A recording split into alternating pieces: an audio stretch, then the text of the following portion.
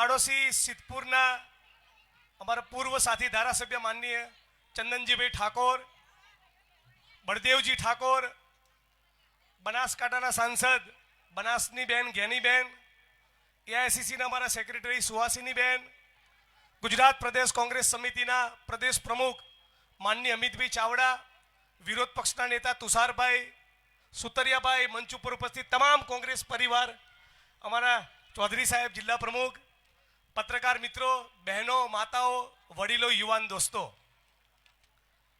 હમણાં જ અમદાવાદથી પ્રેસ કોન્ફરન્સ કરીને આવ્યો છું અને બરાબર સંઘવી સાહેબને ઘચકાયા છે.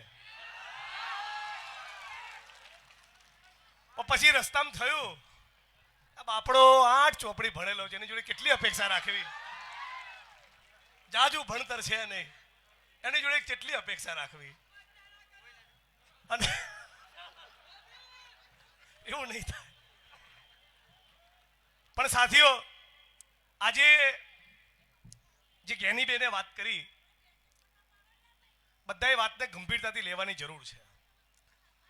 આખું આ પ્રકરણ કઈ રીતે ઊભું થયું, માનનીય અમિતભાઈ અને તુષારબેની સમક્ષ થરાદના ઢીમા પાસેથી જ્યારે અમારી જન આક્રોશ રેલી નીકળી, ત્યારે આગળ રસ્તામાં શિવનગર નામનું એક વિસ્તાર, એ શિવનગરના લોકો એ વર્ષોથી રજૂઆત કરતા, એ જ્ઞાનીબેનને બી ખબર ને અમને બી ખબર, જ્ઞાનીબેને બી રજૂઆતો કરેલી, મેં પણ રજૂઆતો કરેલી. એ વિસ્તારના વડીલો, યુવાનો, બહેનો બધાની બહુ લાંબા વર્ષોની રજૂઆત બાદ પણ જ્યારે તંત્ર કામ નહોતું કરતું, ત્યારે બધી બહેનોને લઈને અમે જિલ્લા પોલીસ વડાની કચેરી ત્યાં અમે લોકો પહોંચી ગયા.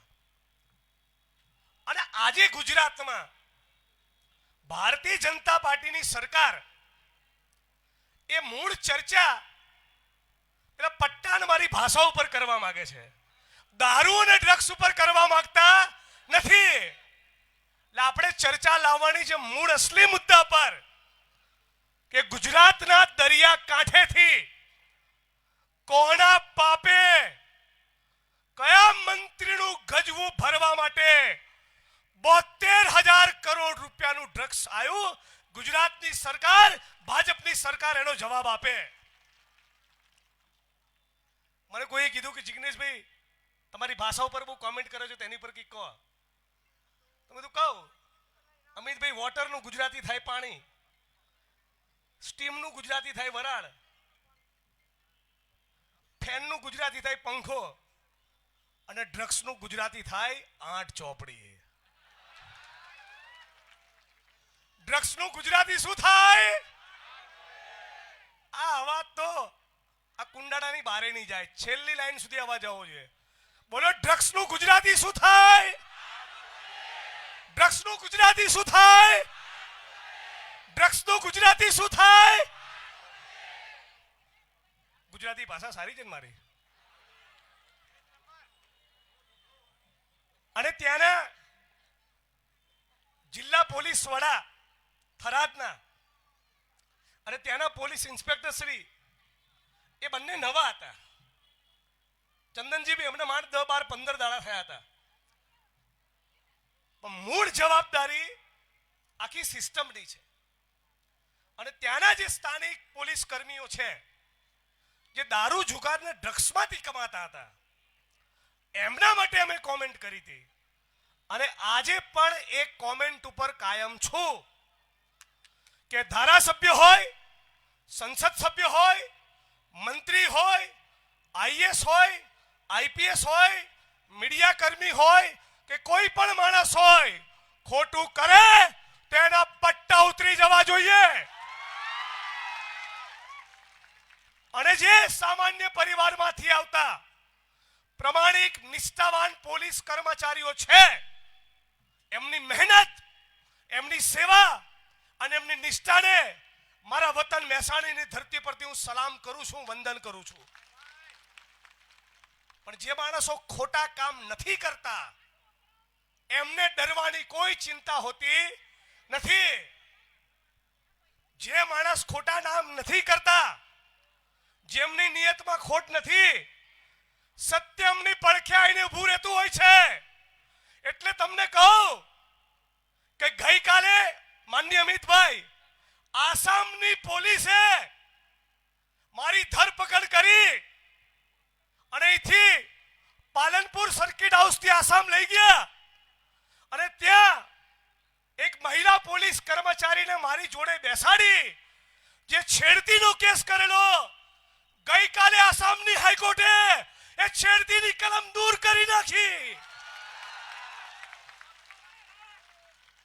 સમય લાગતો હોય છે પણ સત્યમ એવું જઈતે.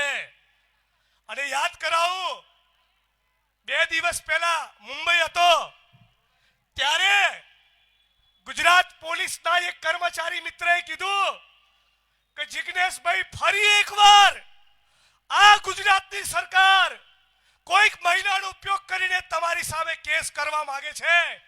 તો મેં અમને જવાબ આપ્યો कि कितनी ऊंची जेल है तेरी, देखी है और देखेंगे, आखिरी दाव हमारा है, जीतेंगे भाई जीतेंगे. ફરી એકવાર સત્યમેવ જયતે થશે. આજે ગુજરાતની અંદર હર્ષ સંઘવી અને રાજ્યના મુખ્યમંત્રીને સમગ્ર ગુજરાતની જનતા વતી અમે એક પડકાર ફેંકવા માંગીએ છીએ કે તમને જાવ 100 દિવસ આપ્યા. આ 100 દિવસની અંદર ગુજરાતના એક પણ જિલ્લાના એક પણ તાલુકામાં દારૂનો અડ્ડો ના ચાલતો હોય, જુગારનો અડ્ડો ના ચાલતો હોય, એક પણ કુટણખાનું ના ચાલતું હોય અને એક પણ જગ્યાએ ડ્રગ્સ ના મળે, આવું તમે ગુજરાત કરીને બતાવો. અમે તમને ચેલેન્જ આપીએ છીએ. આપણા ગુજરાતની અંદર ગાંધી અને સરદારના ગુજરાતમાં, ઇન્દુલાલ યાજ્ઞિક અને રવિશંકર મહારાજના ગુજરાતની અંદર તમે જુઓ, મહેસાણાની અંદર ડ્રગ્સ આવી ગયું, અમારા પાલનપુરમાં ડ્રગ્સ આવી ગયું, આખા ગુજરાતમાં આવી ગયું. આખા ગુજરાતની અંદર દરિયાકાંઠે 72,000 કરોડનું ડ્રગ્સ પકડાયું. તો સવાલ પૂછવો કે નહીં કે આ ડ્રગ્સ આવે છે ક્યાંથી, કોણ એને મંગાવે છે, કોણ એના સપ્લાયર, કોણ એના ડિસ્ટ્રીબ્યુટર અને કોણ એના ખરીદનારા. આ સવાલ ગુજરાતી તરીકે આપણે પૂછવાનો કે નહીં? પૂછવાનો કે નહીં? ડ્રગ્સ મુક્ત ગુજરાત બનાવવું છે કે નહીં? આટલી મોટી સંખ્યામાં ઉપસ્થિત મારી બહેનોને ખાસ કહું છું, પોલીસના મિત્રોને પણ ખાસ કહું છું, તમામ રાજકીય પક્ષના માણસોને કહું છું, દારૂની લત એ કદાચ છૂટી જશે, પણ એકવાર તમારો દીકરો કે દીકરી એ ડ્રગ્સની ચુંગાલમાં ફસાયા એટલે તમારે કાયમ માટે એ તમારા દીકરા અને દીકરીની ચોકડી મારી દેવાની.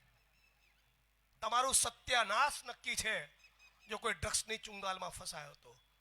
આજે મારી બહેનો અને માતાઓ એવા ખતરનાક ડ્રગ્સ આવી ગયા છે કે સોમ, મંગળ, બુધ ને ગુરુ 4 દિવસ કોઈ લે ને અને 5મા દિવસે એવી તલબ લાગે કે જો એ યુવાન કે યુવતીને ડ્રગ્સ ના મળે ને તો પોતાના ઘરમાંથી ચોરી કરતા થયા છે. તમે પોલીસના સારા મિત્રોને પૂછજો, જે પ્રમાણિકતા અને ઈમાનદારીથી કામ કરે છે, તમને અંદરની વાત કહેશે. પોતાની માના ગળાનો દોરો છૂટવીને એ ડ્રગ્સ લેવા જાય છે. ગેની બેન ઉપસ્થિત છે, પૂછી લો. સુઈગામમાં, થરાદમાં, ભાભરમાં, વાવમાં આ ભારતીય જનતા પાર્ટીના પાપે જે લોકોએ ડ્રગ્સના રવાડે ચડ્યા અને પછી અચાનક કોઈ કારણસર ડ્રગ્સનો સપ્લાય બંધ થયો, ના મળ્યો, એવા માણસોએ એવી તલબ લાગી કે ત્યાંની નર્મદાની કેનાલોમાં જઈને ઝંપલાવી અને આત્મવિલોપન કરી લીધો છે. કોરોનાના સમયમાં જે લોકોને ડ્રગ્સ નહોતું મળતું એવા સેંકડો લોકોએ ગળે ફાંસો ખાઈ લીધો. આપણે ગુજરાતને આવું બનાવવું છે? આના માટે ભગતસિંહ બલિદાન આપ્યું, આના માટે મૌલાના આઝાદ 8 વર્ષ જેલમાં રહ્યા, આના માટે પંડિત જવાહરલાલ નહેરુ 10-12 વર્ષ જેલમાં રહ્યા, કારાવાસ ભોગવ્યો. આ ભારત ભૂમિ અંગ્રેજોની ગુલામીમાંથી અચાનક એક દિવસ આઝાદ નથી થઈ. 1857ના વિપ્લવથી લઈને આજ દિન સુધી અનેક લોકોએ આ દેશ માટે ત્યાગ કર્યો, તપસ્યા આપ્યા, બલિદાન આપ્યા. 23 વર્ષની ઉંમરે ભગતસિંહ ફાંસીના માંચડે લટક્યા. સુખદેવ, રાજગુરુ, રામપ્રસાદ બિસ્મિલ, અશફાકુલ્લા ખાન, ચંદ્રશેખર આઝાદ, સુભાષચંદ્ર બોઝ, આવા અનેક લોકોએ અનેક પરિશ્રમ કર્યાના બલિદાનો આપ્યા. ત્યારે આપણો દેશ અંગ્રેજોની ગુલામીમાંથી આઝાદ થયો. ત્યારે બાબા સાહેબ આંબેડકરની કલમે લખાયેલું એક બંધારણ મળ્યું.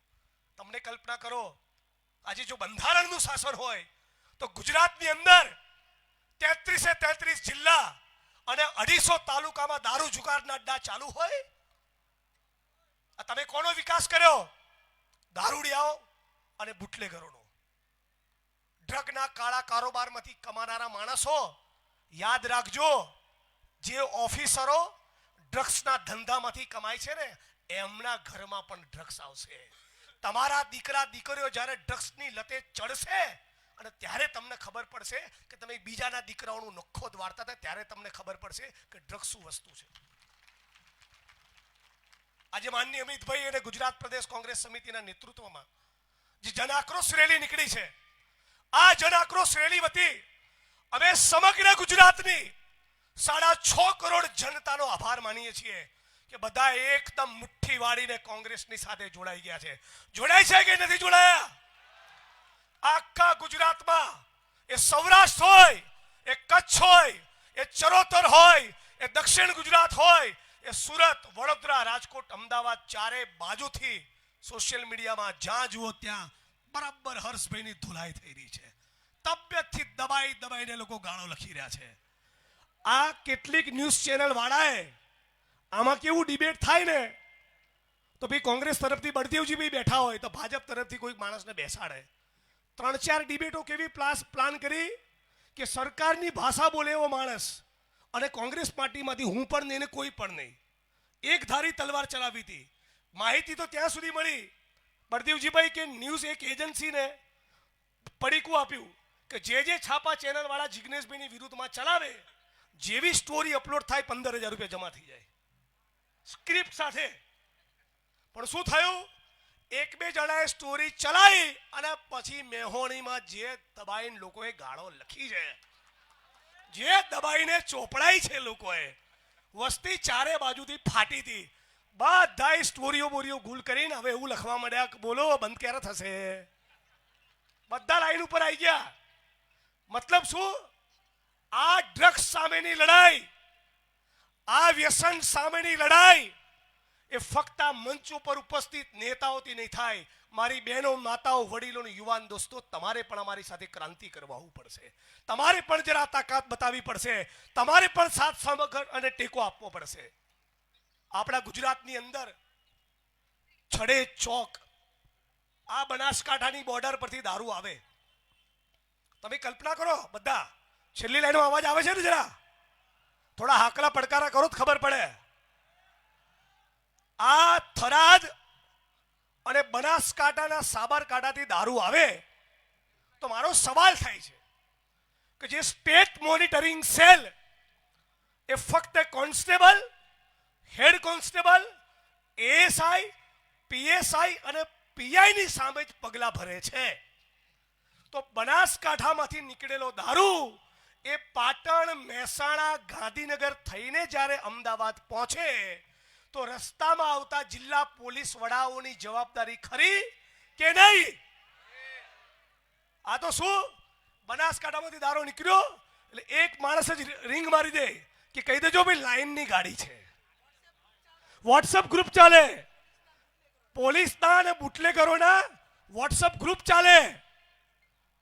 અને આખા ગુજરાતની અંદર જ્યારે પણ સસ્પેન્ડ કરવાની વાત આવે, ખાતાકીય તપાસની વાત આવે, તો નાના કર્મચારીઓને ટાર્ગેટ બનાવવાના અને એસપી અને આઈજીને કશું ના થાય. આવા પોલીસના નાના કર્મચારીઓની પડખે પણ અમે છીએ. આજ કોંગ્રેસ પાર્ટી, આજ કોંગ્રેસ પક્ષના અમારા નેતાઓના વિધાનસભાના રેકોર્ડ કાઢો કે કેટલી વાત કોંગ્રેસ પરિવારે એ કોન્સ્ટેબલ પરિવારોના હિતમાં કરી છે. એલઆરડીના આંદોલનમાં કોંગ્રેસ પાર્ટીનો સાથ સહકારનો ટેકો, ગુજરાતના પોલીસ કર્મચારીઓનું યુનિયન બને એના માટે હું ધારાસભ્યનો તો ત્યારથી બોલતો આવ્યો છું. પે ગ્રેડનો મુદ્દો હોય ત્યારે પણ કોંગ્રેસ પાર્ટી સમર્થનમાં આવે છે. જ્યારે પણ ફિક્સ પગાર, આઉટસોર્સિંગ કોન્ટ્રાક્ટની નાબૂદીની વાત આવે ત્યારે પણ કોંગ્રેસ પાર્ટી આ પોલીસના નાના કર્મચારીઓના સપોર્ટમાં હોય છે. આ તો શું કર્યું? મોટા ભાગની વસ્તી બુટલેગરોના ફોલ્ડરો, અને એમાં ધીમે રહીને 25-50 પોલીસ પરિવારના લોકોને મોકલીને જોયું કે પોલીસ પરિવારો જિગ્નેશભાઈની વિરુદ્ધમાં છે. આડા ચોરો સુધરો, તમને વસ્તી ઓળખી ગઈ. પોલીસ પરિવારની બહેનો, માતાઓ અને એમના પરિવારના લોકો, બિચારા કોઈ સામાન્ય ગરીબ ખેડૂતનો દીકરો કોન્સ્ટેબલ બન્યો હોય, હેડ કોન્સ્ટેબલ બન્યો હોય, એની કાનપટ્ટી ઉપર બંદૂક મૂકી એની પર પ્રેશર કરીને તમે એને ફરજ પાડો કે જાઓ જિગ્નેશભાઈની વિરુદ્ધમાં કાર્યક્રમ કરો. તમે ભૂંડા લાગો છો હર્ષભાઈ, તમે ભૂંડા લાગો છો. તમને ગુજરાતની જનતા અને પોલીસના મિત્રોએ ઓળખી ગયા અને પાછા કહે છે સંસ્કાર. કેવો વિડીયો બહાર આવ્યો હર્ષભાઈનો કે કોકને કહેતા હતા તારા ટાંટિયા તોડી નાખવા જોઈએ. આ એમના સંસ્કાર છે. બીજી શું મેટર ખબર પડી કે સુરતની અંદર 2013માં એમની સામે, આ સંસ્કારી મંત્રીની સામે એક પીએસઆઈ પર હુમલો કરવાનો કેસ થયો હતો. પછી આગળ જતા કલમો નીકળી ગઈ, કદાચ કેસ નીકળી ગયો, એનું પૂરું સ્ટેટસ મને ખબર નથી, પણ એક સમયે તો એમની પર પોલીસ કર્મી પર હુમલો કરવાનો આરોપ લાગ્યો તો તો આ બધી વસ્તુ એ ખાસ પોલીસના મિત્રોના ધ્યાન ઉપર લાવવા માંગુ છું. અમે છેલ્લામાં છેલ્લા સામાન્ય પરિવારમાંથી આવતા દરેક પોલીસ કર્મીની સાથે છીએ. જે પણ પોલીસ કર્મી નિષ્ઠાથી ફરજ બજાવે છે, અમે કાલે પણ એમની સાથે હતા, આજે પણ છીએ, આવતીકાલે પણ છીએ. જે પોલીસ કર્મી દારૂ, જુગાર અને ડ્રગ્સમાંથી કમાય છે, ગઈકાલે પણ બોલ્યો તો, આજે પણ બોલ્યો છું, કાલે પણ બોલીશ કે પટ્ટા ઉતરી જશે. તો સાથીઓ, વધુ સમય ન લેતા આવેદનપત્ર આપવા પણ જવાનું છે. વધુ સમય ન લેતા તમામ લોકોને એક વિનંતી કરું છું, બહુ ટૂંક સમયમાં અમે માનનીય અમિતભાઈના નેતૃત્વમાં એક હેલ્પલાઇન નંબર ડિક્લેર કરીશું.